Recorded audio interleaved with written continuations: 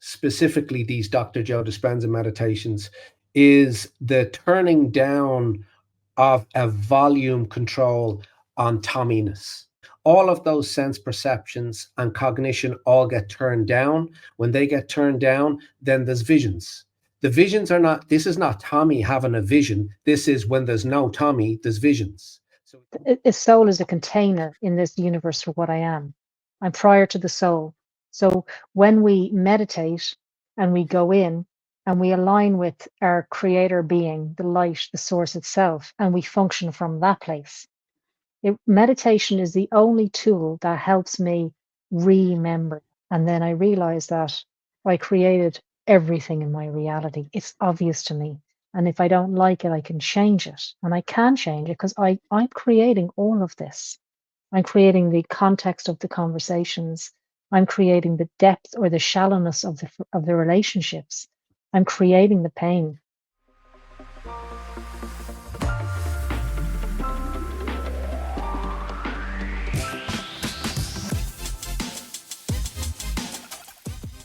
The return of the sun, return of the Biba and Tommy Ellis on Your Superior Self, two people that I hold in high regard, that I love having conversations with, Tommy and Biba.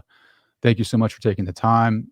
I really want to give listeners some context because you two are individuals that I go to for when I go into this spiral of like, I need some centeredness in my life and I need some perspective.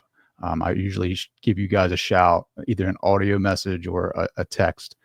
And some of the wisdom that you guys give me is very strong and clear, and it helps me refocus and put my attention where it needs to be. So with that, I'm really interested in where this conversation goes, because so am I. I have nothing planned. I have no questions. Like I'm gonna go with the heart here. But I have been experiencing drones or orbs in the backyard of my house every night for the last 2 weeks. It started in October, but it has increased in frequency. And it's funny. It's like right around the time that Tommy sent me like the heart-centered meditations from Dr. Joe is when that stuff started happening. And I think you two met in trying to create a group that is it CE5 group? Is that correct, Biba? That's right. Yeah, I tried to set up a CE5 group in Ireland because when I watched CE5 Close Encounters of the Fifth Kind with Stephen Greer, I noticed that in Ireland, like there was just no CE5 groups, and I thought, oh come on, like is there nobody in Ireland that is meeting up to do this CE5? So I set one up, and I met some really nice people. Maybe I got quite a lot of people, but about 8 of us got together and went out a few times. And then I got this little message from a girl called Rachel who says, "I think you, my boyfriend, should meet up. He'd like to do this, and I would too, but privately, not with other people, because the consciousness, you don't know where the consciousness or awareness is with the people that you're going out with. So some of them were ghost hunters." Some of them were, didn't believe. I think you have to really be in your heart and open. And when you're signaling a certain frequency, you only want to attract I don't want to attract reptilians in because someone might be clubbing into the fear of that. I'm only interested in attracting in something that's beautiful and of a higher intelligence. And then me and Tommy, how did we meet, T? We had organized, I think on Facebook, we had organized to meet, and then we ended up meeting on Camden Street. And it was really cold, and I was in a pair of flip-flops. And you were wondering why I was wearing flip-flops.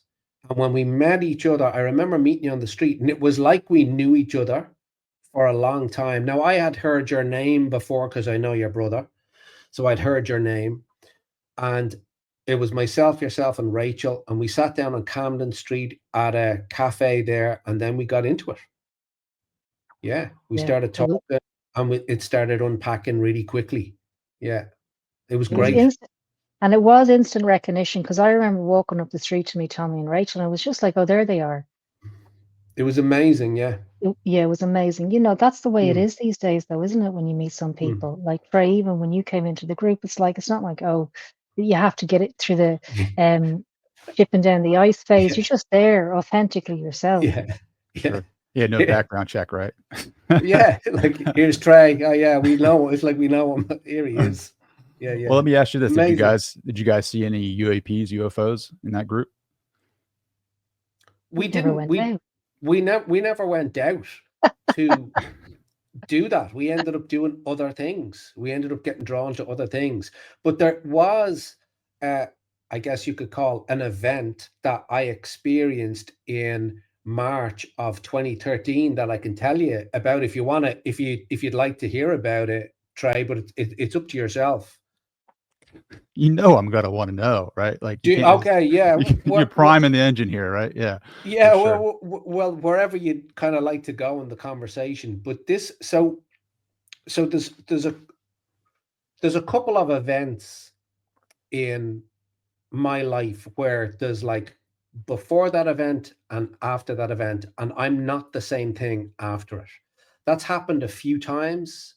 One time when I met a particular type of facilitator back in the late 90s. His name is Freddie. When I met him, there was a pivotal point.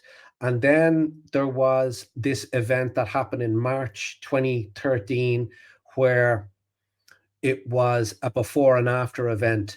So there's a comet basically called Pan-STARRS.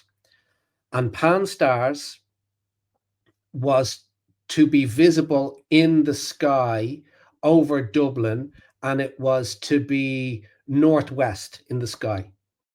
Okay, so I went on the top of the apartment block where I live to see the comet, because you could see the ISS pretty clearly on various different occasions and various different occurrences like Starlink and all of that type of thing. Obviously, much later you can see quite clearly from this location. But in 2013, it was Pan-STARRS. So that's the reason that I went out to the roof. That's the reason that I went up the stairs. So there's 2 flights of stairs. When I got to the second flight of stairs, I thought that somebody, like an electrician or somebody, had left a socket open. I could feel like I was going to get a shock. It was like something was there was this electrical hum feeling rather than sound. And it was very, very tangible, very touchable, I could sense it, where like my sympathetic nervous system was looking around for a loose socket or something. So that was on the second flight. It was just prior to the last 5-6 steps on this flight of stairs. I was very, very aware of that, and it was very, very strong. And I looked around me, and I just left it, and I kept on walking out of the balcony on to the top of the apartment complex, and I looked left. North is straightforward, and then left is northwest, and I was looking for Pan-STARRS. But I realized pretty quickly that there was still too much daylight. There was still too much light, and I wouldn't be able to see it. So off the top of the stairs, through the door, I looked left, absolutely nothing, too much light. And then, it was dark, but there was still too much light for me to see this thing. And then I just looked straight ahead of me, and there was a triangle. A huge triangle was right there, right in front of me. And it started from a point in front of me, and it went to the right, which is to the east. It took about 45 seconds, and then it banked right over a location in Dublin, like Rathmines is the name of the area. And then it either went behind a cloud or it shimmered in a particular way, and it was gone. Now, from where I was standing, it looked like it disappeared. So I'm not sure. Well, I'm not sure about anything other than one of the things that's really important about this, Trey, is the old saying is, I know what I saw. Okay, so I know what I saw. I know what I saw. I saw a triangle. There was 3 huge lights. It was black. And the thing, because I have been I'm not anymore, but I was a sound editor for a long, long time, for decades. There was no sound. There was no sound. And that jarred my system so much that I freaked out. I really freaked out. Now, if you'd have said to me a week before that, how would you be if you saw a big triangle in the sky? I'd be like, fine. I'm neck deep in ayahuasca. I've seen loads of things. I'll be grand. I wasn't grand. I was football fields away from okay. I thought I'd be okay, but when I saw it, it was a before and after moment where I was just fundamentally changed by what I saw and by what I didn't hear. There was no sound, and that really got me. So I fumbled. I got my camera out, and I videoed for the 45 seconds as it went from in front of me, and it went over. And on the video, with lots of different filters and lots of different things that I applied to it to see if I could see it. You can't see it, but what you can is you can hear me freaking out. And when you hear me freaking out, you're like you guys know me a little bit, and you know that I don't freak out too often in a particular way. I lost it on this rooftop. I'll send you that recording. Oh, 100%. Yes. I'll send you that recording. Yeah, you can 100%. Have a little listen to that. What is up with triangles? Like what is the importance of that? You know, what is the significance of a triangle? This was extremely low. It was in the city. It's got no sound. It's got 3 lights on it. And I went, and that happened on a Thursday or a Friday, and I researched all weekend, what did I see? And I wanted to find out in different forums if there was anybody that saw what I saw. I was losing it for the whole weekend. And basically, Trey, what was visible in 1997, I believe, known as the Phoenix Lights, for 13 to 14,000 people saw that event. That's what I saw. And I had not heard of that event at that time. And that's what I saw. So their description of what they saw is precisely what I saw, which made me kind of feel like, okay, this is kind of known. Was it some sort of, American black ops type of vehicle that nobody knows anything about? Maybe. I don't know now about that, but it was something. Well, that's like the curiosity that I have is like when I'm seeing these orb like spherical drones in the sky every night, like they're clearly something different than it stands out from the stars or the planets or the, whatever airplane. So my thought is like, what if the government does have this technology, right? Like that's like, it looks, when you zoom in on the video, it's an iPhone. So it's not like crisp, clear.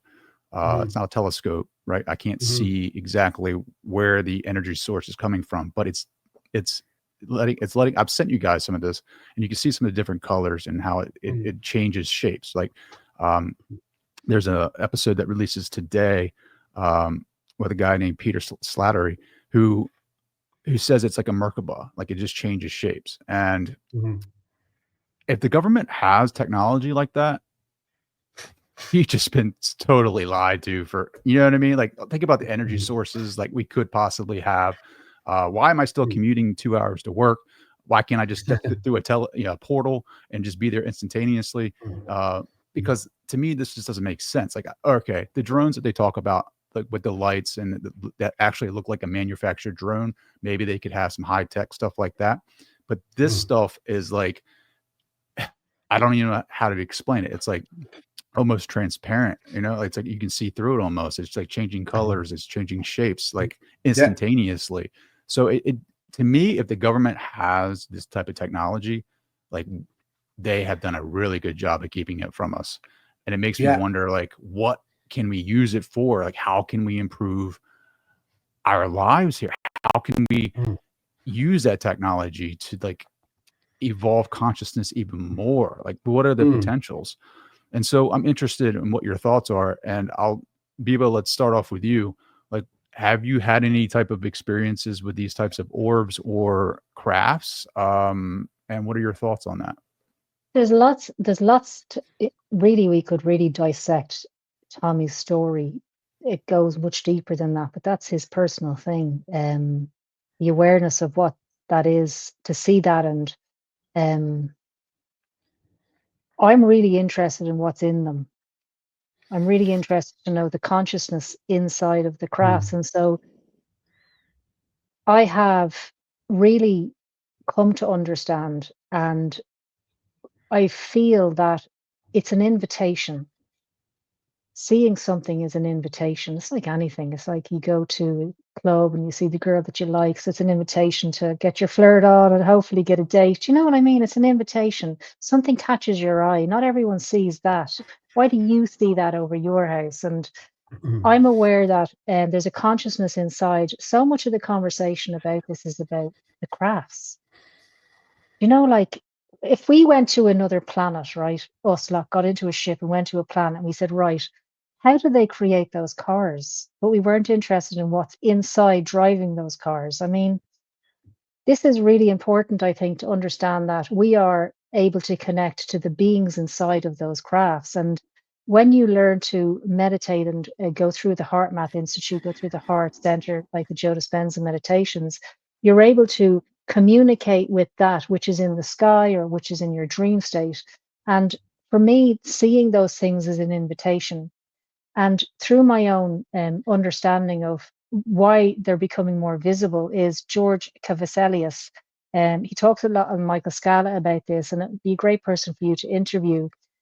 At this time, what's happening is even the Lost Century talks about the technology. If you want to know about the technology, just watch the Lost Century with Stephen Greer again. He talks about the technology that they actually have. But when they're coming in like that and they're over your house, it's because that's very likely your family, your star family. As mad as that sounds, right? Your star family. Let me get some cards out for you. And it sounds a little bit like that, but actually they're coming in and now they're contacting their people that they're connected to. I mean, all those people who have encounters and get taken on crafts. I've been listening to an amazing story last night on a podcast, and she went on this craft. She thought she was abducted, but she wasn't abducted. She was taken by her own kind, who did immense healing on her. And she only found that out much later in life. And so my own experiences has never been with these eyes. It's always in my dream state or in my meditations. There's constant contact as far as I'm concerned. There's something completely always with me, communicating with me nonstop. Here's an example. My daughter introduced me to her boss, and I said, "Oh, she's pregnant." Because when I saw her, it was like, "She's pregnant," and she goes, "No, she's not." And then today they find out she's pregnant. Or if I see someone, I'll go, "They're sick," and then a few months later they'll find out they're sick. Like, yes, that's intuitive, but also we're getting so much information now, so much awareness, so much expanded. Remote viewing is everywhere. Psychic abilities is everywhere. Past life regression to open up and release all the trauma so you can just have your innate abilities. I think it's because the consciousness, the intelligence that's driving those crafts is communicating with us as a species much more than it ever has before, like on a mass scale. People are channeling. Do you think it is like a civilization or an intelligence, or do you think, an intelligence for sure, but do you think it's consciousness, like what you would call God source interacting with us, or do you think it's actual like individual civilizations coming here? Yeah, beings. It's all of it, but the crafts are beings. They're just in different bodies than us. They look different to us, but they're people in different bodies. And they're all different. They're like us. We're all so different on the earth, but they're all so different as well. So you experience them through your intuition, through your first eye, right? Tommy, you have experienced this phenomena with your physical eyes, and you mentioned that in 2013 it rocked your paradigm. Like you said, a week before that, you would have been like, "Okay, I'm cool. I would be able to handle that." But then when you actually see it in your physical reality, that totally dismantled that belief, right? Like, what is it about that, seeing it in the physical objective world, that does that? There was an aspect of, there was seeing it was impactful. It's the fact that there was no sound, because that in no way, shape, or form do I know of anything that renders that possible. It's the fact that it was completely silent, and it was absolutely, like, this thing was the size of an Olympic swimming pool. This thing was huge. Like, it was huge, and it wasn't that far away, and it was completely silent. And that's still amazing to me. It's just still amazing. So that's what changed. It changed something. To be in so-called physical reality and to have that type of experience, it was a game changer. Now, there's been other things that I've experienced, like a little bit more in alignment with what Biba is pointing to, and it's to do with what's been shown or what I've been allowed to see in meditation, which is just ineffable. It's absolutely extraordinary. So I can hear people talking about reptilians all day, every day, on every second or third podcast for 5, 8, 10 years. When I meditate and I saw them, now it's different. It's like I came out of that meditation and didn't speak about anything like that for weeks. And I was like, what did I just see? Like, what did I actually just see? And it was those particular beings. So people can talk and talk and talk until there's a kind of a real connection. Now I didn't have a connection with them. I don't believe that they were aware of me, but I was in a space where I could view them, and I viewed 6 to 8 of them. And they are the most unbelievable beings. I couldn't believe it. I mean, in terms of, if you were to come up with a character for a Marvel movie, you'd be looking at something like this. They were extraordinary. Yeah. And you did this in meditation, so like doing one of the meditations that that you guys facilitate or that you teach in the group, and then using those techniques to have a deep experience, mystical experience. You've seen this I guess the way that I'm interpreting is that you went to a different dimension, or you saw a different dimension, right? You became the observer in a different dimension, and you saw it with your first eye, but people would say your third eye, but your first eye. Yeah. And to clarify with everyone on listening to this or watching this, like, you're clairaudient, so you hear things deeper than most people. And so what did you hear anything? Like, when you were watching these reptilians, like, did the clairaudient gift kick in? Did you get a sense of like who they are, what they are, like what they're doing? Like, what's their consciousness in comparison to ours? And are they higher in regards to that hierarchy of consciousness, or are we kind of like all just evolving together? So my experience is sitting down on the couch, putting on an eye mask and putting on these meditations, specifically these Dr. Joe Dispenza meditations, is the turning down of a volume control on Tomminess. So I have sense perceptions, seeing, feeling, tasting, touching, hearing. All of those sense perceptions and cognition all get turned down. When they get turned down, then there's visions. The visions are not, this is not Tommy having a vision. This is when there's no Tommy, there's visions. So it's a slightly different way to kind of think about it. And when I was meditating during this particular run of meditations, it was at 3:30, 4:30 in the morning. So it's called the Amrit Vela. It's where the particular chemistry in the body is set up in a particular way that visions are just more likely. And I saw what I saw. There was no clairaudient facility being engaged with this particular vision. But again, this was something I feel I was allowed to see. That's what it sent. So when I saw what I saw, it wasn't Tommy seeing this scene. It was like a snapshot in a dream. That's what it was like.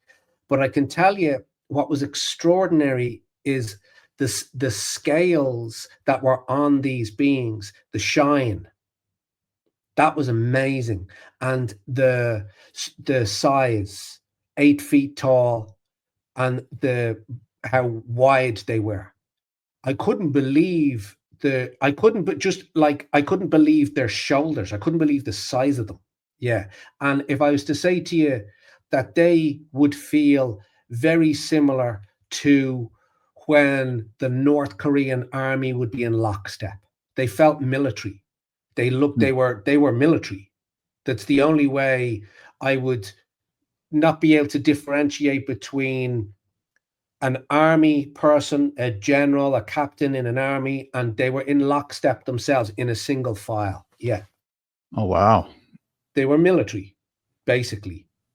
That's how I experienced them. Yeah.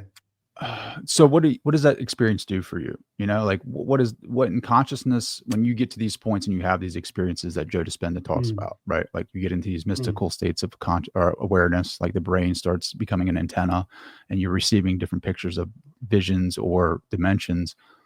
Like, what is the point of that? Is it to expand our knowledge of the cosmos? Is it to give you, like baby step you into this pool of, like, there's more to this reality than what you think?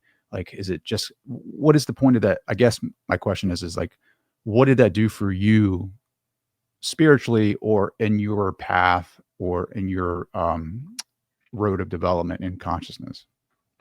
I think that the event in 2013 with the black triangle craft, and then the vision that 4 or 5 years, maybe 4 or 5 years ago now, with those particular reptilian beings, that vision, it's as if some like a higher frequency believes he can handle that information there. He can handle that information. That's why he's seeing it. And that's what was really coming across. He's okay. He's going to be okay with that at this moment in time. And it completely, like, you come out of a meditation like that and it's like, hang on, what was that? And then there was a series of those events. And I think it's just, we're very veiled. We wear this virtual reality veil of Tomminess in a world.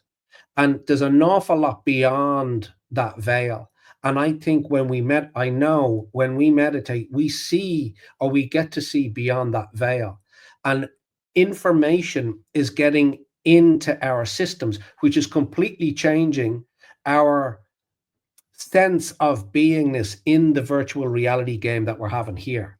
So it's changing the rule set. So things that people believe are just absolutely not so. You can tell when people are in denial about this stuff. And, you know, maybe there was a certain level of me being in denial about people speaking about reptilian beings. Because I'd be like, okay, but I've no point of reference for that. I don't know what that means until you see 8 of them in a completely different location, walking in lockstep like a military unit. I couldn't have drawn these. I couldn't make it up. I don't have that facility to kind of be, making something like that up. I've no interest in that. What did I see them for? And I walked away thinking, yeah, I definitely only see a very small amount of the visible spectrum. And I believe that these particular guys are slightly out of phase with this spectrum. So if you think about the visible spectrum linearly, like from start to finish, these guys were like this way. They were sideways. They were just out of reach. Yeah. Just out of reach. Yeah. I still can't believe we're talking about, like, for me, just from where I have come from in my evolution, I can't believe I'm talking about like orbs in the sky, UFOs, UAPs, and reptilians. Like, I still can't believe I'm having this conversation. So it's like, I just, like, the other night, right? I asked the kids, I was like, do you guys want to go see the drones? And I call them the drones because that's how they recognize what they are, because that's what blasted on the news. And they're like, Dad, they're just the drones. I'm like, if this happened when I was 12 years old, like I don't know what would have happened. Like I would have been so excited, like it would have changed my entire paradigm, like you did in 2013. But these kids now are just like so desensitized. They're like, yeah, it's a drone. Like it is what it is. But I think we need to put more importance on it. And I'm curious now, Biba, bringing you into the mix here. The way that Tommy is describing his experience with the reptilians, you had experiences with Jesus. Was it the same in meditation, or was it in your physical reality? You love Jesus, don't you? He's my boy. Jesus is my boy. You've got all the Jesus lovers on your channel. It's great. Why don't you just say to your kids, would you like to go out and see the UFOs? The drone takes the magic out of it. Yeah. Why? You're right. Why use the like for real? Why use UAP? That's all. These are all diversions. It's a UFO. It's a spaceship from space. Like they're not engaged because it's a drone. Even that word, you know what I mean? It's drone. Years ago, you hear the word drone, you think, well, that person's a drone. Like it's just like a dead energy. Use like there's a spaceship in the sky over the house. Would you like to go see the spaceship? Like really? That's not a drone. I think I do it to well, one, thank you for putting me in my place, Biba. I appreciate that. The parenting tip. No, I need to hear that because you're absolutely right. Like if I use the word drone, everyone is becoming desensitized to that because of the play in the news, right? And on social media. So if I say, let's go see the spaceship or your star family, I think that would pique interest. But then again, it's like, I need to make sure that I have the competency to explain to them, like, all right, so if I'm getting ready to shatter their paradigm, I need to have the skills and the tools to support them when they start asking deeper, meaningful questions. If that makes sense. So listen, Tommy suggested to me a few years ago, get up at 3 a.m. and put on a meditation, 3 a.m. I was like, Tommy, I'm a single mom. I work, like I can't be. He said, just do it. Do it. I was like, okay, I'll do it. So I did it. And instantly a being arrived, a little being called an Eben. They're in the movie Close Encounters of the Third Kind. Not a reptilian, a beautiful little thing. I was very taken back. I was a bit like, as cute as this thing looked, I was still, is it seeing me? Like, what's it looking at me for? And we got into this dialogue, and the dialogue was, I am you and you are me. And the being and me merged into one. And when we merged in, and Jesus taught me this 10 years prior to this, he taught me how to do it. When we merged into one, I instantly felt I was in its body. And that totally freaked me out because I thought, if my daughter comes in now, how do you, it's like, it's me, it's Mom, with a little, and I was in there and I was feeling my fingers were all changing. And what I did was I took my eye mask off and I got into bed and I was afraid to touch my body. I got into bed and it was just too much. It was too much for me. And I just didn't expect it. And I don't think you ever do. And so how this Tommy had that experience, I have this experience, and we all have different experiences. And for me, the purpose of the experiences, I get to really, really see I am multidimensional. We are, that's what we are. We're multidimensional when we're across multi-dimensions of realities, and they phase in and out, and the spectrum opens up. And when we're not afraid, we just get to come closer to that. It's not so daunting. And we are multidimensional, and I'm very aware of it because of the work that I do, and I see people in there exploring their multidimensional nature. So Biba is my personality in this body. However, the amount of experiences I've had of not even knowing who I am in the morning, looking in the mirror and going, like, imagine looking in the mirror and not knowing who you are. But I know who I am, what I am, but the body, is that my body? And my daughter was there and I said, is that me? Do I look like that? She's like, yeah, Mom. So when you normalize it with your kids, like you keep talking about it, it becomes normalized. So then when your star family shows up in your bedroom window, they're coming to help, Trey. They're coming to help. They're coming to hang out and help and teach us, not save us. They're not coming to save us. I don't believe that. That's a thing. They're coming to be with us, to teach us our multidimensional nature so we can just keep evolving and moving on instead of being told that there's drones. Yeah, there are drones, but the drones are a cover up for the spacecraft that are actually coming in, because there's these orbs and they're beautiful, right? Mm-hmm. And then there's the drones, and the drones, they're just different levels of awareness. But those crafts that are glistening over your house, those multi-colored, like that's a multicolored ball of light that you had. I mean, that's not a drone, right? Mm-hmm. Mm-hmm. I don't think it is. I think it is the orbs that like Chris Bledsoe films and Pete that he films. I think that's what I related to. That's what I see. And I've tried to connect with it, and I've received messages for myself, and I have experienced different phenomena just in dreams and recently. And it was funny. I was waking up out of a dream, and I was having a conversation with my grandfather who passed away in May.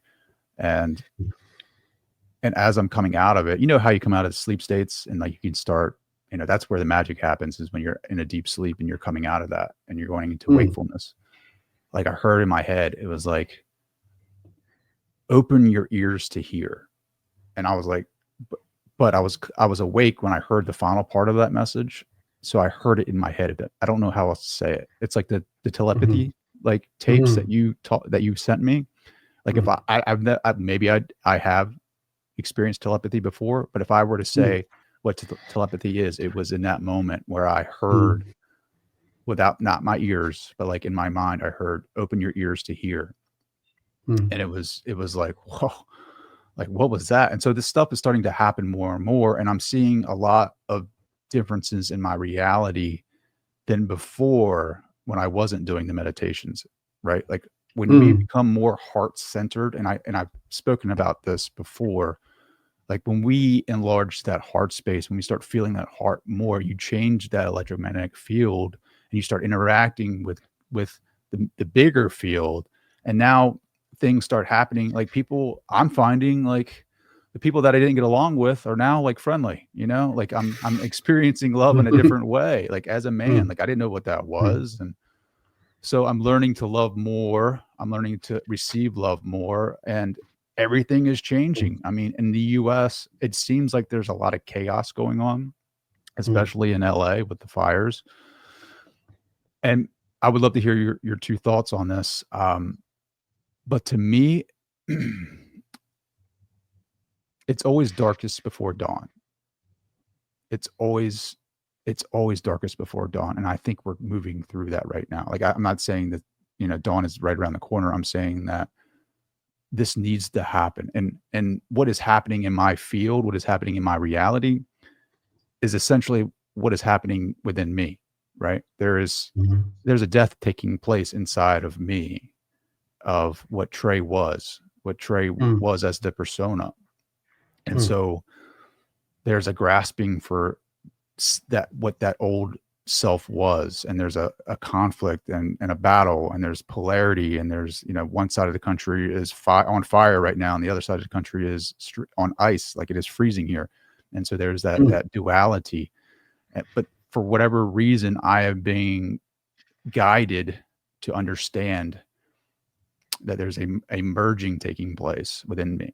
And so I think what I'm seeing is the residuals of that merging, of that lessening of the persona, if you want to call it the ego of Trey. That part of me is being released. And so what I'm experiencing in my reality right now is like just straight, like I can't explain it. We got orbs over here, we got LA fires over here, you got all these conspiracies going on, you got the inauguration getting ready to happen. So who knows what that's going to bring. And I would really like to hear your thoughts on that little rant there. Do you want to start off, T? Okay. So there's, just to kind of make the very impractical nature of what we're pointing to a little bit more solid. So There is an interview with a lady called Lilu Mace and Dr. Joe Dispenza, and it was freely available for a long, long time. And I believe that Encephalon got it clipped from the internet and got it stripped out completely. The reason I believe they got this interview stripped out is because it would make the documentary, the source documentary that Dr. Joe made, it would make it a little bit more difficult to digest for people. So people are always looking for different ways to say that this information is not true. So this particular interview, unequivocally, Lilu Mace booked Dr. Joe to speak with him about the phenomena that was showing up at the advanced workshops. And it's been going on 15 years. It's not going on 5 minutes, it's going on 15 years, where people, regular people, from their periphery, from their side-eye view, were seeing beings. And as the electromagnetic field and the love and the wholeness and the kindness and the care comes into the room, they become more visible because they are at a higher frequency. So they're there. They're there. And it got so strong on many occasions that there's one Cuban lady whose interview is still on YouTube, and she talks about the interaction with these beings. And she said to them, while they were shaking out a particular sickness in her body, they said to her, she said to them, "Where are you from?" And one of them said, "The stars, just not your stars." That was the answer. That answer was just very, very interesting to me. So there's a frequential change. There's a frequency change in the advanced workshops. These beings show up, they're available. They have said cleanly and clearly to Dr. Joe in a hotel room, "We cannot lower our frequency too far. You're going to have to raise the frequency up." And then they meet, and then these beings can work with the people in the room. Now, what I've just said sounds like a phenomenal bunch of bullshit to 90% of people on planet Earth, but it is happening. It's really happening. So as the tray changes, what's happening is things are becoming more visible to you. And that's happening, that phenomenon is happening worldwide. So as you change, you start doing merging with the heart, you start doing these meditations, you start connecting with Biba, you connect with me, you connect with the light being group, you connect with various different people. You start changing, your electromagnetic field starts changing. Electromagnetism is the light spectrum. You're seeing more shit because you're different. Because you're different. There's a lot of people in your vicinity, they're going to look up and look at the same part of the sky as you. They won't see it. They won't see it. So, and this phenomena would occur within ayahuasca circles where people would be having deeply visual experiences. Then there's some other people and it didn't even work for them. That's an energy thing. So that's what I would say. I would say as you're changing, these things are becoming more visible, and it's like this slow process, this slow revealing of more than the visible spectrum that we're used to. So that would be my take on some of what's going on within your system. And as a new paradigm becomes birthed into the world, there's going to be chaos. There's going to be, when a star is formed, there's absolute chaos. When a star collapses, there's absolute chaos. In order for an Earth to be birthed from star stuff, there's absolute chaos. There was nothing but fire on this planet for the first billion years. It was nothing other than an inferno. So fire is not a bad thing at all. It's doing something very natural that obviously needed to be done. And all the blame and shame games that go on from that, human beings will make that fire about them because they've been so deeply personally affected, obviously. But there's something broader and wider going on. And it is interesting what goes on in what location. It is interesting what goes on in what location. That is interesting. Yeah. Sure. What are your thoughts, Beeb? Yeah, for sure. What Tommy was saying there about you're like, I'm having these conversations and it's all switched up and I'm now going to have to kind of, coax my kids into the idea that we're not alone.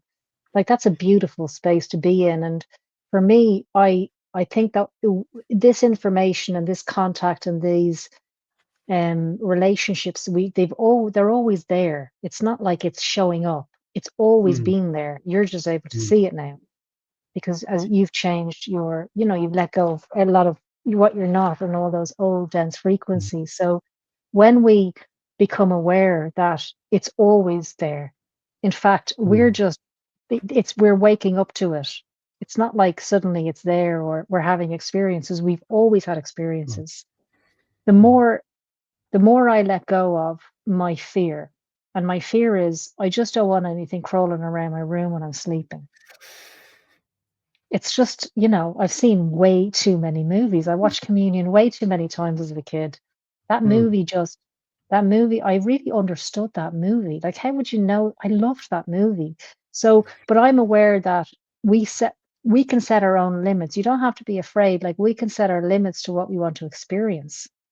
Your soul came here to have an experience, and we've come at a really wild time.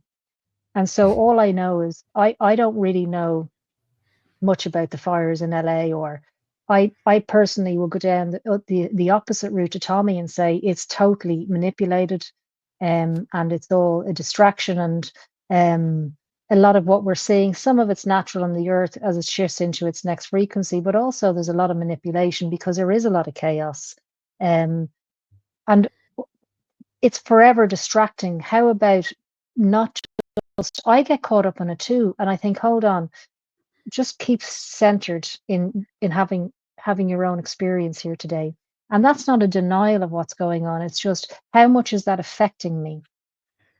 Like when those things happened in that shopping center in America, do you remember that showdown that happened? Like, what was that about? The whole world was captivated by that.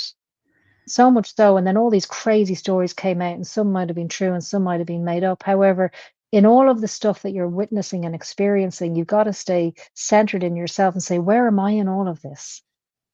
Where am I leaning in all of this? And am I getting kicked off kilter? Because if I am, I need to come back. And I had a lot of pain over Christmas with some tooth issues. So I said, right, I need you're able to take me out of this bed, take me onto your craft and fix my teeth. I've heard of it before, people having brand new teeth. And it didn't happen. And I just went, like, why did you just not show up and do that? And, I would have expected that to happen, but who knows, but I'm very open-minded about what's happening. And in Ireland, you see it all, there's crap everywhere. There's tragedy happening everywhere, but there's also beauty happening everywhere. And so you got to keep open-minded, keep your heart open and not get caught up in one side. Sure. Stay anchored in the middle of it all. Anchored. Yeah. I think, with everyone being in the moment, especially the people that are experiences firsthand in LA and the emotions and the fear and the accusations and victimhood. And I mean, rightfully so, it's chaos. Do you think there's a spiritual warfare going on? Well, there's constantly this world, this universe there's constantly spiritual warfare. However, when you shift your frequency, you can step outside of that. You can traverse beyond that, transcend whatever, but you can. Yeah, of course there is. TV programming your mind. There's a spiritual war. It's not just on the earth. It's not just us. It's intergalactic. So shifting your frequency, like what Tommy was speaking to earlier. I mean, do you still experience, Tommy? Do you still experience that kind of events in your? I mean, obviously, right? Like I am seeing it in my reality. LA fires, the chaos, all the wars, all the controversy, all the political games, right? So, speaking to that, raising your frequency, do you ultimately experience a newer reality, or do you still experience that? Do you still experience the chaos when you're in that process? I'm not experiencing chaos because I'm not experiencing chaos. And I think that in terms of, it's a little bit of an oxymoron to say, is there a spiritual war? I understand the idea, and I understand that certain people at a certain time would have spoken to this, like Tucker Carlson or Russell Brand, or they would have their kind of vantage point with it.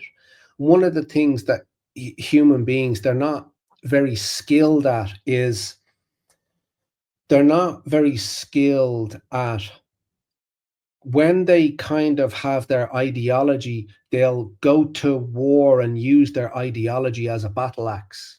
And it will be good versus darkness, but then good has picked up a battle axe. And that's just not how this works.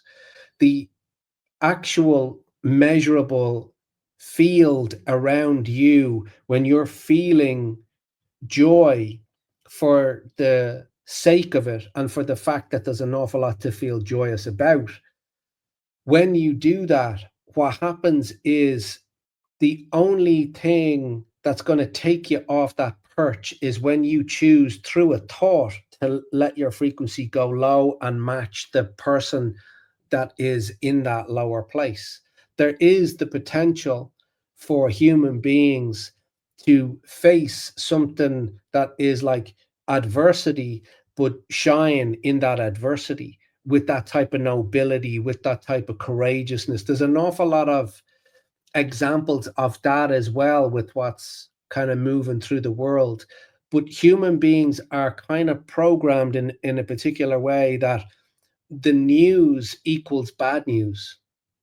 And I just know that the miracle that we're in, what we experience, is it's so unbelievable what we find ourselves in. I would just be very conscious and be very cautious as to where you bring your attention. If you choose to bring your attention to Twitter, okay, bring your attention to Twitter, but be very, very honest as to where you let your frequency go low. You'll see something, and what will happen is there will be a rapid fire interpretation of a piece of news, and then you're going to sink. And when you sink, you'll feel your third endocrine center and second endocrine center drop. You'll feel that drop. Now you're in the game. Now, so have at it. When in Rome, you're going to do exactly as the Romans do. You're going to have at it in that particular frequency. And if your claim is that you would like the hologram or Earth or this experience to be better, then consider not going on Twitter. If there's a quick interpretation, and consider that when you bring your attention away from the fire and you actually broadcast a particular type of feeling from you that we now know from the telepathy tapes, and we now know through encephalon, that the love that you cast in and around those people that are affected has an actual effect. So if you look at the fires and you see disaster, well, then you're part of the disaster. If you'd like to be part of something else, you can make that choice. But that takes a deep understanding and inner wisdom to be able to adjudicate your own behavior, so that you don't, what are people doing with their frequencies? What are they doing with how they feel? And how you feel in your body, that knowledge of how you feel and how you got to that feeling is very, very deep knowledge. And when you marry that with something like the double slit experiment, which says that Trey's attention is inextricably connected to outcomes.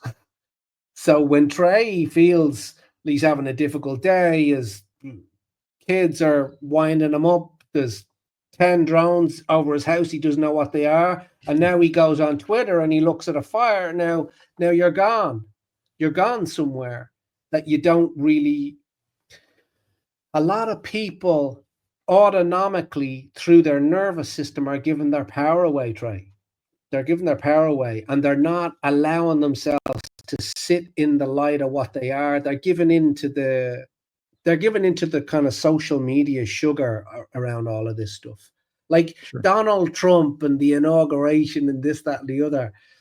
Like, here's how it is for me now, right? Donald Trump and Elon and Tucker and Russell Brand and all of these guys, let's say they're all sitting in front of me. There's 5 or 6 of them, right? They're all sitting in front of me and we're about to have a conversation. You get 10 so-called autistic children sitting behind all of those guys, Elon, Donald, the whole lot of them. I'm going straight to the prophets. I'm going to climb Donald Trump. I'm going to climb over Elon. I'm going to say, I'll see you later. Good luck. I've no interest whatsoever. Now, they're interested as individuals in a specific way. I dive over them to get to the prophets that are behind them, to the super kids that are behind them, because there's, again, the telepathy tapes is a before and after. If people haven't heard the telepathy tapes, it's a game changer. It changes everything. It changes the pharmaceutical industry, the medical industry. It changes so many different things. So that's what I would say to you about that. Yeah, I started listening to those. I think I'm in the 2nd episode, but it's just so fascinating, and it makes me think of the story of the Tower of Babel in the Bible, where God comes down and creates all these different languages for men to confuse us, right? So I wonder if the original language was telepathy, to where we could connect, right? And that's the story of that. But going back to our perception of reality, I always struggle with, we've talked about this before, how local realism has been proven false by science. And so the observer effect is like legitimate, right? So yeah. And then I've been reading that book that I sent in the group about the Course in Miracles and their interpretation of this reality and it being a dream. And before I started reading that book, I had a dream, and in that dream, I had this realization. It was like it was a creature of the night. It was a shadowy figure, and it was like, in the dream, it felt very dark and sinister. And I had this realization in the dream, like I need to be nice to this creature. Like I shouldn't try to fight it or run away. Like it is just a different aspect of me. And I was like, holy shit, like that's different for me. Like usually I'm running from something and I'm waking up, right? Like in this, it was like, no, this is you. And I've had numerous dreams where that has been the case. Like I have been mean to people in my dreams, and this awareness has said to me in the dream, like, you need to be nice to this person because it is you. And so I found this book by an author who dives into his experience with 2 beings that were ascended masters from his experience. And they start talking about the Course in Miracles and how my boy Jesus channeled this text, by the way, how this is a dream and how we are never, ever separated from source, that we have fallen asleep, and I am dreaming this currently. I'm dreaming this entire experience. This is the power of my mind right now. I'm creating all of it. And it's funny how even in Bob Monroe's book, his 3rd and final book, he talks about how he was able to get to the origin of his consciousness. So he goes to where what he remembers to be his origin as a young soul. And somehow he does this technique where he changes position. I don't know. He describes it in the book, but anyway, he wakes up. His consciousness wakes up, and he remembers falling asleep, and he is in a new dimension now with a ton of different consciousness. And they're like, where are your gifts? Where you're so small, where are your gifts? And he's like, oh, now I remember. There was the Big Bang. There was this place called the Earth. There was this evolution of some type of species. There was the universe. He started remembering everything. And in order for him to bring his gifts back into this other dimension, I guess what we would consider heaven, he needed to fall back asleep to come back here. And I am assuming, just my interpretation of what I have experienced, It is to collect all of your consciousnesses, all of your aspects of what you are. And it's just funny how, like, to me, that makes sense. I don't know if any of that makes sense to you, but what are your thoughts of us falling asleep and us just dreaming this reality? Biba, I'll go to you. I tell you, I had dreaming. Tommy's going to answer this a bit different to me, and that's a nice thing. He has a very nice way of seeing it. But for me, in this universe, I have fractals of myself, fractals of my unique energy expression, right, prior to this universe. And within this universe and all the different dimensions, there are fractals of my soul encompassing the whole thing. And it's all happening at the same time. And you said about soul recalibration, like that's actually exactly how I experience it. And I've seen it in quantum healing. I've done it myself. And I wanted to ask the question, like, what is that multidimensional experience? I mean, in different dimensions, and how is it really happening? And I got to see all of it, what's happening in this actual universe in all the dimensions, and in that moment, I got to call to myself all fractals of myself, all parts of myself into this now moment, and to be completed and to be whole. And when I did that exercise, is experiment really, when I did that and I knew it, and I'd seen it in my meditations, and I had dreams about it, and I've been looking at it. But when I did the QHHT, it solidified it, because I got to see it in the little jigsaw pieces all came together. I was like, that's exactly how this works. And sometimes it's very hard to articulate these things, but when we gather all aspects of ourselves in this now moment, not in the earth or in this time, but in this now moment as a soul. So going beyond me as a person, but I mean as a soul, having experience in this realm at this time, fully recalibrated to all my other fractals from all other spaces that I'm in, my perception shifted completely. My ability to perceive future events, for example, it just is like it's all just amalgamated, and it all makes a lot more sense. And I don't have I feel whole is the word. I don't know another word to say, but it feels whole, and everything, the strangeness, the high strangeness has just become normal.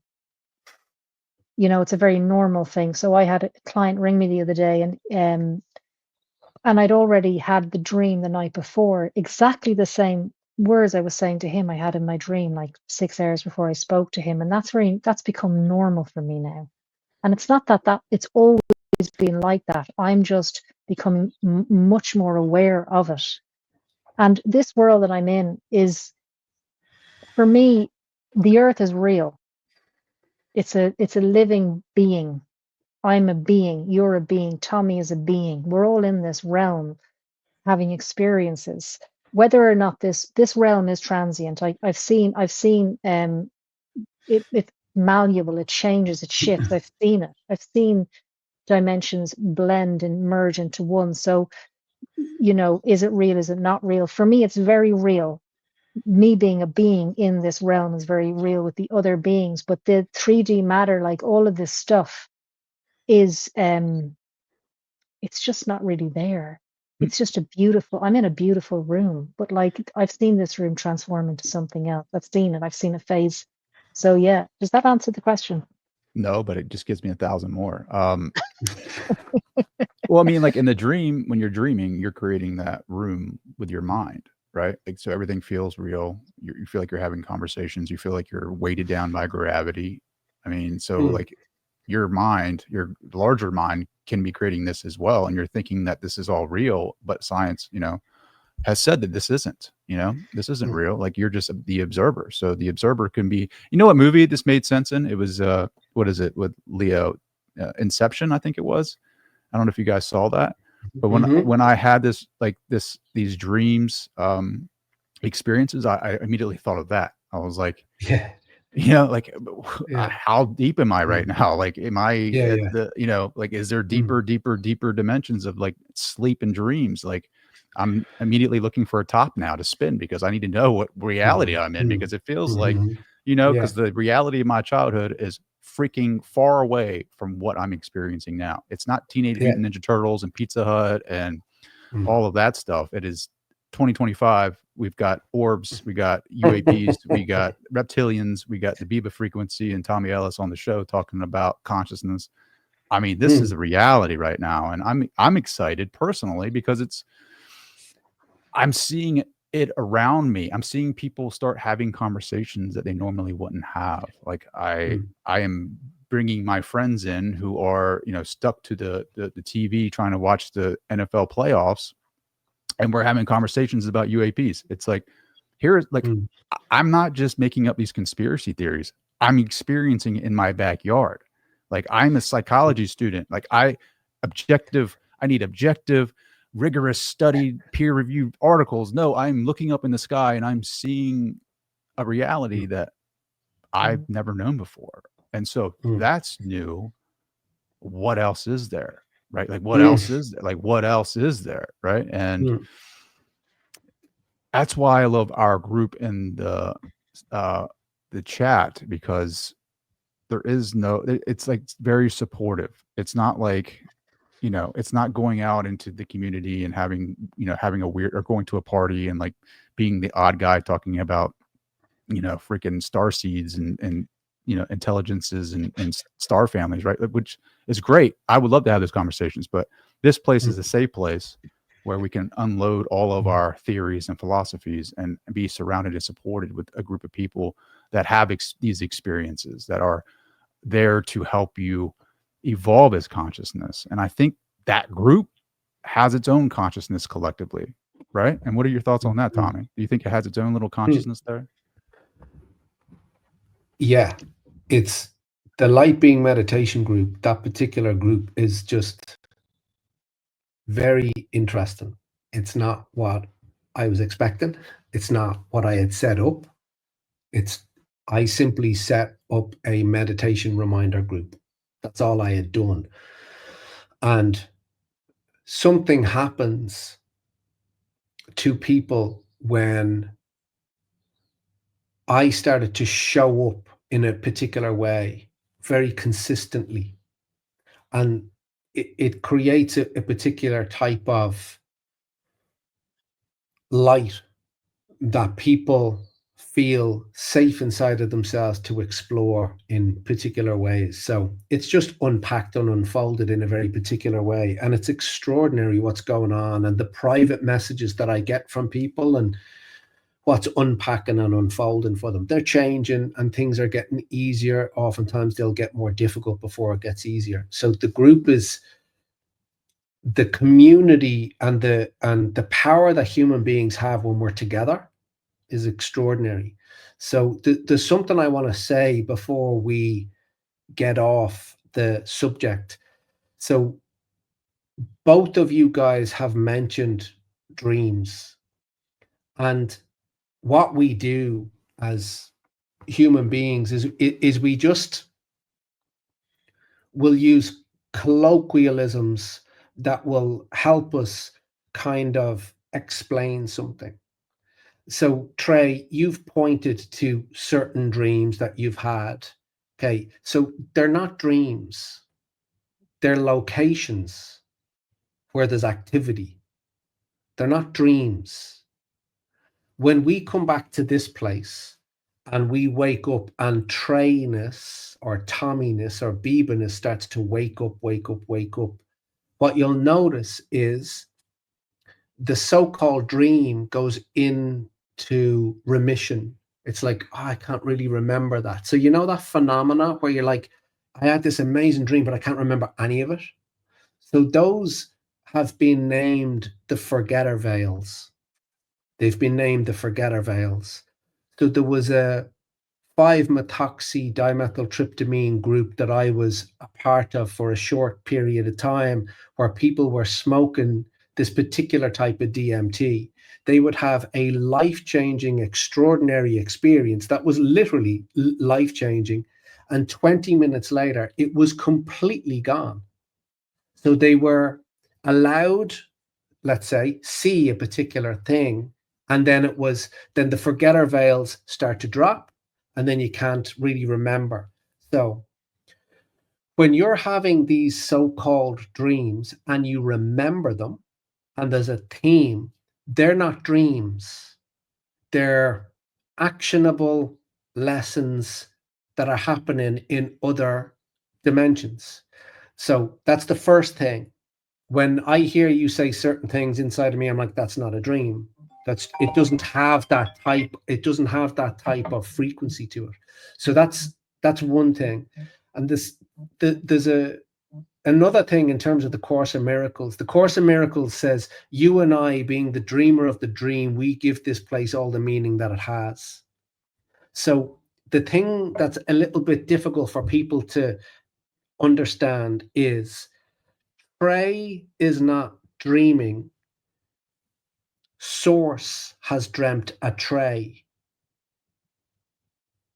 So Source, light, the original, is broadcasting a Trey. You wake up as Trey. You've forgotten that you're the Source dreaming. And that's just something because it's a framework that can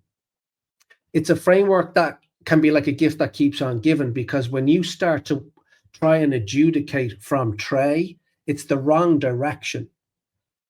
Get rid of Trey because it's not so. Trey is the activity of what's so. So there's what's so, light, information, frequency, whatever you want to, and then it builds a Trey, and now you're locked in through the forgetter veils like, well, I'm Trey. No, you're not.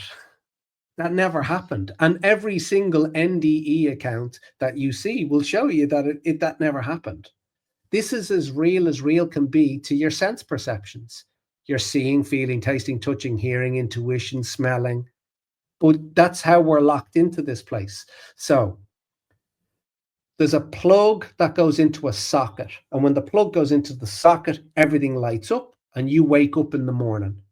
When you wake up in the morning as Trey, you're pulling down an eye mask on reality. You're entering into Treyness. Treyness is not reality at all. And when you start to pull that eye mask up and go, okay, then what am I? Now that's a good question. And when you pull Trey and Trey's attention back inward, you'll start to see. You'll start to get to the dream will start to dismantle as Trey being an epiphenomenon of the dreamer. So people think, oh, well, this is a dream, this is an illusion. This is after the effect. You're basically your God. You're God. You couldn't be anything else. You've completely forgotten the original light of what you are. You fall down through a so-called eternity. You're a dinosaur, you're a crocodile, you're a dog, you're a cat, you're a rat, you're a this, that, and the other. Now you're a Trey. And now, oh yeah, this is it. The Trey thing, that's definitely the thing. No, it's not. It's not. And in terms of like, what's real here is the experience. What's real here is the experience. Why can no quantum physicist find anything physical? Quantum physics is the study of physical reality. Why can't they find it? If they find it, I'm game on. If the Large Hadron Collider finds it, fine. They got gluons. Gluons are the primary source of physical reality, and that's that. But you see, the thing about it is, Trey, is they can't. So if they can't find physical reality, do you think they're going to find a Trey? No.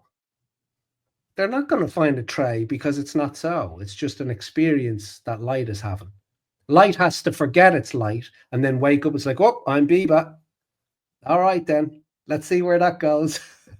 I have no interest in that. Has the Biba created a matrix for herself? Yeah, so what Tommy's saying there is one thing I just want to say is how I can understand that better. Like how my mind wants to kind of, for years, is like, how can I want to be able to accept that or know it in a way that's not just words. So for me, I just know that when I talk about the soul and the fragments of the soul, I'm not a soul. A soul is a container in this universe for what I am. I'm prior to the soul. So when we meditate and we go in and we align with our creator being, the light, the source itself, and we function from that place, meditation is the only tool that helps me remember. Close my eyes, I align with the essence of what I am, and then I realize that I created everything in my reality. It's obvious to me. And if I don't like it, I can change it. And I can change it because I'm creating all of this. I'm creating the context of the conversations. I'm creating the depth or the shallowness of the relationships. I'm creating the pain. I'm creating the love. And so, we are the creators of our own reality. So we can't be looking to inauguration days and satellites and even the orbs, right? Even the UFOs, they're there to just assist us to become aware of that. That's what we're them. We're them.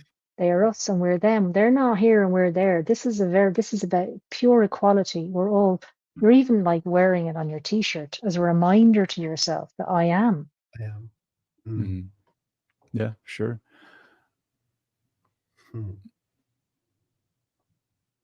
Did you ask me a question? I think I did. How are you feeling? How do you feel? Like, I feel how are you? Where really, are you at? I just love having these conversations with you too. I think it helps recenter me, right, in the midst of chaos. To really just kind of anchor into my being. And it's like you guys are a mirror into a different part of myself that I need to listen to or I need to hear, if that makes sense. Because there's so much noise out there, because like people get in fear mode and then they automatically want to run back to religion. I need to go get rebaptized because all this shit is happening in my reality and I'm scared to death because I don't want to stand in what I think is my truth and confront that fear head on. Like it's easier for me to go back to conformity, right? And to go back into my old patterns and my old belief systems because I found comfort there. When I was there, I was comfortable.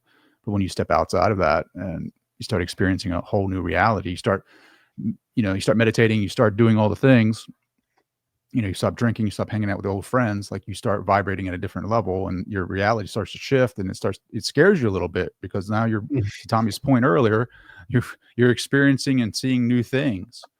And so like a lot of people don't know how to handle that. So they fall back into that old, I need to go back to church and get baptized because this shit is not cool. Like I'm seeing it now, like they're like, repent. And I'm like, it's just getting started. Like, I feel like 2025 is going to be a whopper, right? Like, I feel like there's just so much more coming. And like, if you guys were to, I feel like we're having a PhD class in just philosophy. And for some, it may like stir some emotions and it may stir up some belief systems. And, from my and Biba's prior conversation, like I was already getting messages about, Trey, what are you talking about? Like, come back to the faith, brother. And I'm like, no, I'm leaving that behind. Like I'm stepping more into this direction because I feel more myself now than I did prior to this. And so if someone was listening to this or watching this and they're just new to all of this, like what would you say to them to like kind of comfort them right now to like keep exploring these subjects, keep exploring their self, to go and to know thyself? What would you say to them? And I'll start with you, Tom. Well, I think that's a really interesting question for me because my partner, Rachel, has helped me be a little easier with people, to go a little easier with people. Because I like can work with somebody one time and in 10 minutes give them everything. 10 minutes, it's done. Now, they won't accept it, but it's done if they want. And Rachel's kind of helped me to understand that some of the things that I'm saying took me a while to get to, and it's too much for the personality structure to take. So if I get you 10 years ago, Trey, and I say there's no Trey, that's not going to go anywhere. That's not going to go anywhere. So what would I say to a person that's moving through the world right now? The crude thing that I'd say is, you'll never go wrong with getting your body addicted to a 20, 30-minute, 60-minute meditation every day. That's what I'd say. Get your body, get your cerebrospinal fluid, get your spine, your Ida and Pingala, get your autonomic nervous system, central nervous system addicted to meditating, and then the nature of your experience will get revealed a little bit more over time, and it will get easier over time, and you'll have a much better time in this world, navigating in this world in a more calm fashion. Like something that you said earlier on, Trey, you said in the midst of chaos. What chaos? Like where? I'm here, Biba's there, you're where you are. It's so unacceptable for people that are in nice locations. It's quite peaceful to accept the peace in the midst of what chaos? You said in the midst of chaos. Where is it? I'm in a lovely room. It's got a lovely temperature. Biba looks like has just been greeted by a lovely cat. You're sitting there. You got a nice warm hoodie. Do you know what I mean? You're smart. You got a cool podcast. Biba's doing great stuff. Things are going really well. I'm in the midst of a magic trick, really. I don't know how any of this is happening, because any more than that cat would know. From the vantage point of where I am, I can't know everything from this human vantage point, but I can maneuver this human vantage point so that I can have a much more peaceful ride. So if we say and I'm not saying, by the way, that there is not chaos moving through the world. I understand that, but we need to be able to say when there's peace and nice conversations and, nice people, we have to be able to say this is pretty good. Yeah. Sure. So I'll throw it over you to Biba. What are your thoughts? Like the Brady Bunch here on the screen. It is a bit like the Brady Bunch. Life is dreamy. It is dreamy. Yeah, I've gone through many of my own shitstorms in life, and I come out the other end. And here's what I would say to people. If you don't feel the need for change, and if you don't feel the need to go deeper into who and what you are, don't. Because you're going to have a lot of shitstorms in your life. You're going to have a lot of your paradigms are going to be smashed up. It's very scary. It's very daunting. However, when you get the relief and when you get that innate knowing and that intuition just goes right up, and that innate knowing and your ability to just know what another person's feeling and thinking, so it's appropriate to say it now or not, or help them or not. There's nothing more fulfilling in this life than being able to tune in to life and allow it to speak to you. And I feel that the people who do the work and who are interested in our change, they will go after it with everything, because it's really only when it gets really hard and it gets really tiresome and people are lonely or depressed, that's when they'll only really be able to face something different. If you're just nonchalant about your life and it's, oh, that's whatever, and I have a girlfriend and I go to church, and well, why change it? But for me, I had no choice, Trey. I didn't want to be here, so I had to find the solution, because I wasn't going to tap out. I wouldn't do that. So I had to find the freedom, and I gave up everything to find that freedom. And now I have the freedom, and I work to maintain that, and I work to understand it. And the freedom is, I'm not really here functioning as a Biba. I'm a creator being. I'm a creator being outside of this universe, And I just have to say I just have to remember that. And that's taken me a long time to get to that space. But I'm there, and people are getting there real quick now, Trey. It doesn't take decades anymore because the veil is thinner, right? Yeah. Well, you said that you experienced 20 years of like hardcore Black depression, right? Like that darkness. Was that realization that you are a creator being what relieved you of that? Well, that's gone. I've never been depressed after that. I don't get like that. I might have a rough day where I'm tired, right? Physically, the body's tired. So you have to look after it. But my mind is my mind. I'm not a hostage anymore to something that I don't understand, that I can't control.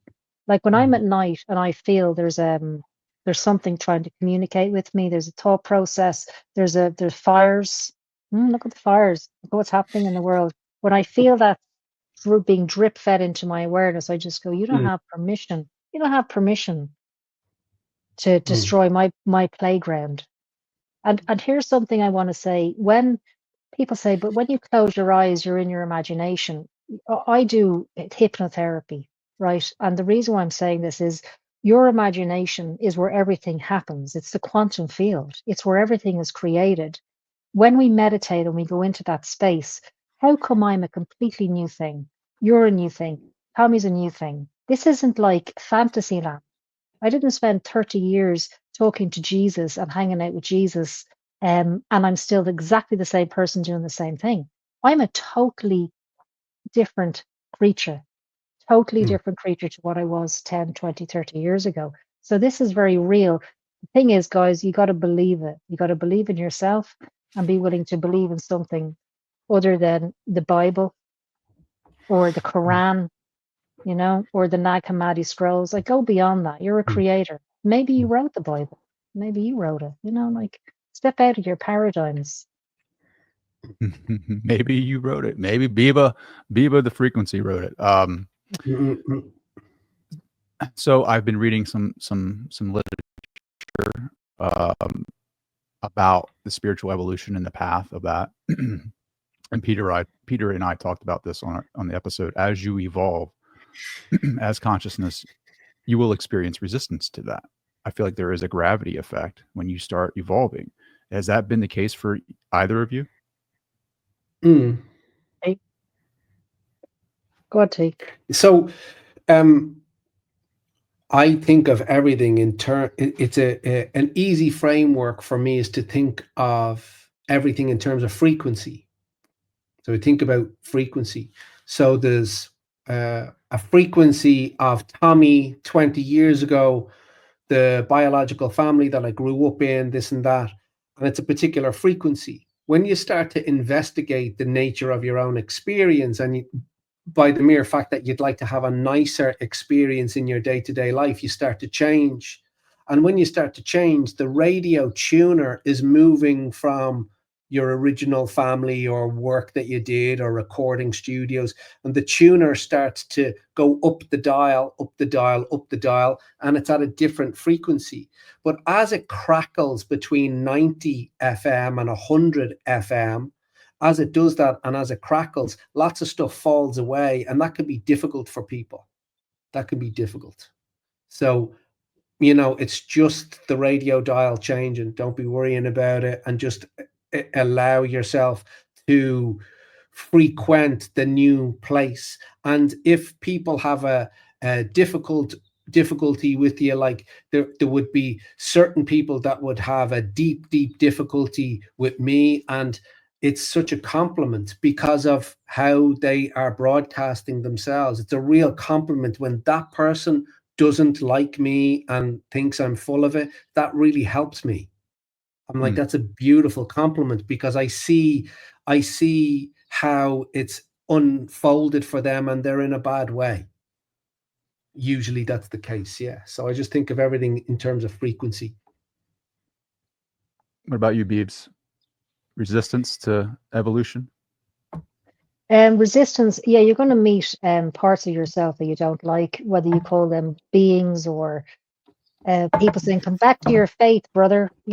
Thanks. No. Listen, I had no reason to step away from my faith. I had no reason other than do you know what? I said to God, I love you so much. Like, I love you so much. I can't love you anymore. And I would cry every day and I'd say that. And then one day he said back and he said, if you loved yourself as much as you love me, you'd know who you really are. And I thought, he said, I want you to stop loving me. And I want you to start loving yourself. And when you love me, like when you love yourself like you love me, you'll know who you are. And it took me 2 years to accept that challenge. I was unwilling to step away from my faith, unwilling. And I did it, man. And I just have peace, Trey, is all I can say. I just have, I have peace. I know what peace is, or contentment. I know what there's a balance. There's a balance. I don't need to worship God or love God or anything to do with God, because it's what I am. It's just like a woven tapestry of light. And I am all of the light, and I am the tapestry. And it's not my mind. Forget the mind or the ego. It's not to do with the ego. The ego wants to say I'm a great person and I da-da-da-da. No, but this is like light emitting light and frequencies riding on frequencies, and that's what we are. And when you step away from the familiar knowns and you try something different shows up, and what shows up is what you are. Now I sound like Tommy. That's like weird. Yeah. You guys are sharing consciousness, right? That's what there happens. you go. Start sharing consciousness. There you go. Like, yeah. Can you feel the energy right now? Can you feel like this conversation taking on its own consciousness? Either one of you. If you take Trey as a circle and Biba as a circle and Tommy as a circle, Trey goes off into his life and he's one particular circle. But if you get Trey, Biba, and Tommy, and you'll see there's an intersection. When those circles just intersect, there's a particular type of energy there, and it's really interesting. It's like a plant that could kind of grow in a particular direction. Yeah, so it is. It's very, very interesting. Well, I'm always interested in. Sorry, I don't mean to cut you off, but I need to say this before I forget. The space that you hold, the container that you hold in your satsangs, like, is that the same energy? Like, are you holding space? Are the circles coming together and then everyone's meeting right in that space? And there's a frequency, there's a salient, like, pulse, frequency, energy, whatever you want to call it, like you can feel. Is that the same thing? Yeah, it would be a kind of version of it. Yeah. So the satsangs, the in-person satsang or the Zoom satsang, is like the cauldron starts to stir about 2 weeks before it, and then there's a particular thing that needs to just, there's a particular hole that needs to be punched so that people can kind of go, okay, it's me. Okay, it's me. When people it starts to land in a very particular way. Yeah. So the satsang is a particular cauldron that gets stirred that has nothing really to do with me as such. And you can't prepare for it. You can't prepare for it. And the words that are said and the energy with which the words are delivered, are for particular people at a particular time, because the whole idea of the satsang is to strip mine the personality structure of its belief in itself, because if it's honest, it will realize that it doesn't work properly. So if we can strip mine the body of that particular personality structure, what we're going to get to is a version of Trey that does not any longer believe in Trey because that didn't work. There's a version, everybody will still call you Trey, but you'll be doing a different thing in a different way in this place. So it will be more light, less Trey. That's how this works. As a volume control, turning down the volume on tray will allow for more light to come in. This is not about expanding consciousness. This is about turning down the volume control on tray, and you'll see what happens as a result of that. The consciousness that's already there will be sat in a lot easier. And that's what the satsangs are about.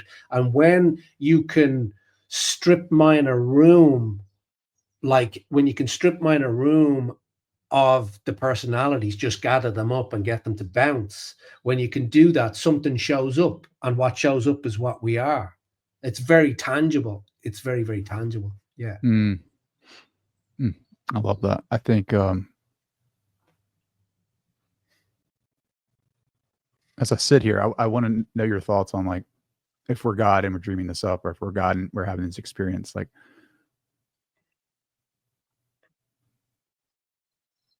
is it to have an experience? Is it to remember, if that makes sense? Like, why would we be here? You know, why would we fall asleep and have this?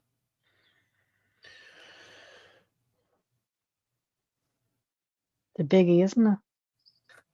What does Tommy? I mean, think about that's why I have you guys here, right? Like, I mean, you guys are the. Well, there's 3 gods here. I don't want to be a god. By the way, I don't want to be a god. To me, God, I just don't use that word forgot anymore. that's your trigger word. I shouldn't have said that. I like you getting me back, Trey. I am God. An expression of energy, and that's it. I don't have a name. I'm nameless because nothing created me. So if nothing created me, I don't have a name. If something created me, I have a name. They can name me. I don't have a name. I was never born, I'll never die. And I often think about that question, like, why you come in here to forget to remember? Why would I need to forget to remember what I already am? Personally, I think I come in here to have experiences and to assist others and to be assisted through different things. It's an experience. This is a fairground. There's a lot of different rides to pick from. I don't like the ghost train. I never did. I stepped off the ghost train, and now I'm just on this kind of easy peasy carousel with horses, you know. I'm staying on that ride because I choose to put my awareness and my focus on what feels good, and I want to experience what feels good. I get to choose my experiences now because I've stepped off the familiar knowns. And so for me, the soul that my expression is in, is having experiences, and I'm now being able to, not all the time clearly because it's a remembering, but I'm able to pick my experiences now. Life's not happening to me anymore. People don't come at me anymore. I don't get surprises anymore. I'm getting to create my experiences. So I go into the unified field of myself and I create what I want to experience in there. And then it shows up here within 1 hour to a week. It shows up. I pick my experiences. Let me ask you this, nameless being. So we always say good, right? And so the human mind interprets that a certain way from our programs. But to be completely honest with you, don't we run away from the bad to experience the good? Like, is it human nature to always want to experience good? Like, isn't there lesson in the bad, if that makes sense? Like right now, like I'm experiencing what I would consider bad because of, seasonal affective disorder, that type of chemical imbalances in my brain. And, and I can hear Tommy now, like speaking to that about identifying with that, but that's just how I feel right now. Right. But that is what the human mind would categorize as bad, not necessarily good. But isn't there something about being in the bad that strengthens you in a way that helps you realize the good? If it wasn't for the bad, I wouldn't know what the good is. If it wasn't for the good, I wouldn't know what the bad is. And so, we say, we want to live in a reality that's always good. But if it's truly to experience, we have to be neutral in that. Like, we have to be the observer. We have to experience all the things. Like, I have to be the good guy and I have to be the bad guy in order to know the polarity of those two. So I've been grappling with this idea for like a week now of like, I find myself catching myself when I have to go do the meditation because I don't want to feel this anymore. Like I have to go lift weights because I don't want to feel this anymore. I have to, do these different, cold plunges, saunas, all the biohacking things, because I don't want to feel this anymore. This, whatever this is, this darkness that is here. But in my meditation today, which was so beautiful, and I'm sitting with my boy, Jesus comes in, right? And, he sits on the couch in my mind, and he's like, don't confuse this darkness. You have been planted, right? And so you're going through that process. You're going through that process of growth. Does any of that make sense? All of it. So, you're saying that you're having an experience, or that you've been having an experience recently of this seasonal affective disorder. And so what is that you've been experiencing? It's just like this. So they call it SAD. It's like this depression that takes place when, obviously, when the sun isn't shining as long as, like, the summer months and the winter months. The sun is obviously shorter in the winter months. And so we're, being 20 degrees out, we're not outside, we're not, doing the things that we would be doing normally when the weather is a little bit milder.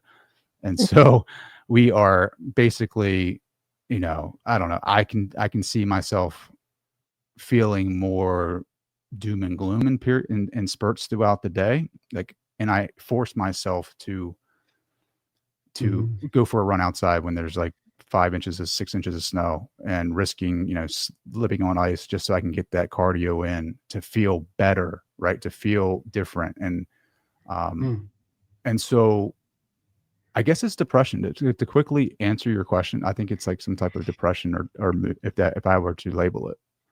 And it's in the body. Yes. So it's in the body. So it's a kind of it's an experience that the body is having. Yeah. So the body feels a little bit low. It feels a little bit depressed. It feels, let's say, a lack of light. Lack of light. Exactly. Yeah. So it's experiencing a lack of light. Yeah. Okay. Yeah. So that's got a certain criteria and a certain set of feelings that goes with it. And what I would do if I was you is I would question that criteria. I would question it, and I would investigate it. And if I was to kind of bring you somewhere inside of yourself, it would be to the connection with your grandfather in the so-called dream. I'd go there, and I'd go there, and I would kind of allow the reality of that, which we would call a telepathic communication, to move through your system. So it's moving through your system now. It's moving through your body now. And it's just moved through your throat, actually, your fifth energy center, because the experience that you had with your grandfather is the light that your body needs. And you can actually sense it. You can sense it. And it's a way of microdosing. It's a way of microdosing between theta and delta, in that sort of, just as you're kind of waking up. So yeah. So I would work with your grandfather with that, because that which Trey has taken to be so, as Trey's third energy center is very convinced of a lot of things. I have to go and run to make this happen. I have to go and do, so I have to do this to ameliorate a particular thing, but it never will. Because if it was going to work, it would have worked already. Sure. Yeah. So Yeah. something happened to you when I just spoke about your grandfather. Something moved in you, and it's there again. It's right in you now. In fact, when I speak to it, it's starting to open, and it's right at the back of your, if you go just above your heart and the back of your neck, you'll feel it open. And so what's that like? What do you sense? Are you asking me right now what I'm sensing? Yeah. So more expansion. Heart center has reignited. It wasn't there for a while. Since that dream, and I didn't say this earlier because I don't really know why, but when I was in my dream, I was crying, and I was crying, and I when I was coming out of that dream, I was crying. Like my body was crying. That's the first time that's ever happened where like I was like crying. My body, like I don't remember what I was crying about, but like my body when I woke up was crying. So, and then that's when I heard "Open Your Ears to Hear," and that's, what was your granddad's name? He's my name, so I'm Trey because I'm the third. So my real name is Edward Thomas Downs the third. So I'm named after him essentially. I'm the third, so that's why they call me Trey. Yeah. Why did he have a conversation with you in this so-called dream? Why did he connect with you? I don't know. I mean, he, I've been wanting more connection, since he's passed. He was why? Because why he was like, I want more connection because like he was the guy, he was the John Wayne in my life. He was the guy that was the model of all men. Very, very hard worker, working blue collar, like man's man, walk into a bar and clean it out. Right. And like his approval to me and what I'm doing in my life, he was the old school great generation where they never spoke about anything. So like, I want more, I guess subconsciously or even consciously, like I just want his approval on like what I'm doing in life, essentially. And what do you think he thinks about what you're doing right in this moment? Just feel it. What do you think he thinks about what you're doing right now from his vantage point? From his vantage point, without the personality, I feel like there's love. Yeah. Right. You'd be right about that. Yeah. For sure. And so now the heart space is expanded even more. It's like dilated even more so now. So just easy with it and just let him kind of move with you.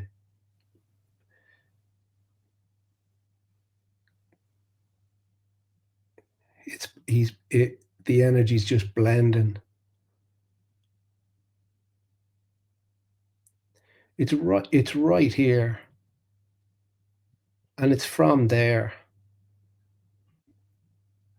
And that love is moving through you. It's very strong. Mm-hmm. And the love is everything. It's moving through your system right now.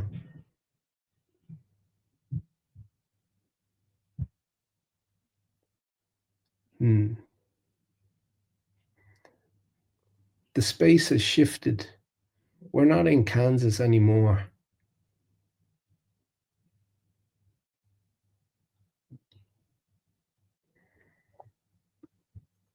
Yeah, like I can feel him like right here, like his hand on my shoulder. Yeah. Just stay.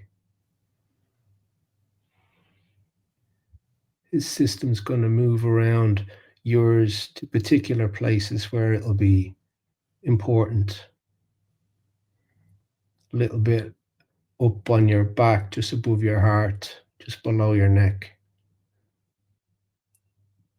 That's the chemistry of love moving through your body. That's what you're feeling. From his vantage point, through his system, in through your back, in through your neck, through the top of your head. That's exactly how he feels about you. And there's a part of me that wants to like wear that mask of masculinity, right? And not be vulnerable at all.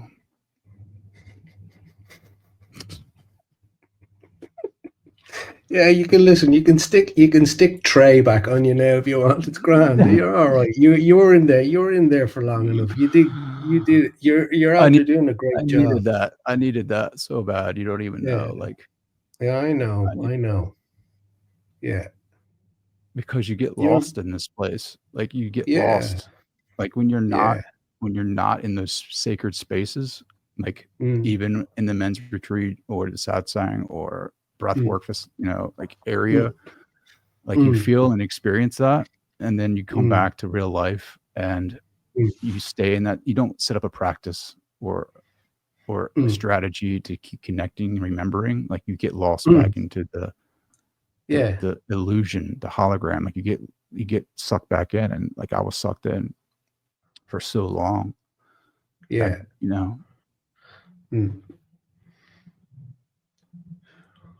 So you're very, very, very loved.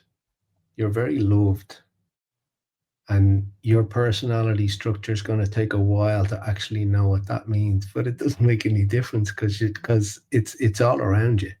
We've just experienced it. We're talking about contact. We just had it, so we've just been in it. We just got the knock. We just got the hit. We just got the gift. It moved all around you. You can do what you like now. You can do it, makes no difference. You can say whatever you like about it. I know what that was. I know what that was. I know who that was. You know who that was. And that's what that is. And all you got to do is just let a little bit of that information move through you, which you did. So you've done really deep, good work today in what you've done in the last 20 minutes. You've done really deep, good work for the world today because you allowed that to open. And just so you know, this whole business of seasonal affected disorder and depression and darkness and this, that, and the other, it was absolutely unavailable over the last 20 minutes. It wasn't there. It wasn't there. Something else was there. Something else was there. There was light. There was light there from another place to this place. So for the last 20 minutes, that seasonal affective disorder wasn't there. That's all I know. Because I mean, talk about an experience of oneness. I completely blended with what you were experiencing. I could feel it running right the way through me. Absolute bliss. So, yeah. I love it. Yeah, that was excellent. Well done. Well done on going there. Yeah, well done. Fair play to you. Biba, Tommy, I could talk to you for years and years and years. That was excellent. I just want to thank you both for coming on here. And hopefully this is one of many conversations that we have on here, but I can't thank you guys enough. Thank you. Yeah. Thank you for the trio invitation. It was wonderful. And just one thing, your granddad, what I heard him say was, you're doing what he always wanted to do. Saying what he always needed to say. Mm-hmm. You're doing the work. It happens through you. Yeah. You're being placed. That's that. You don't end up in front of Biba if you ain't getting carjacked out of your day-to-day life. So, thanks. All right.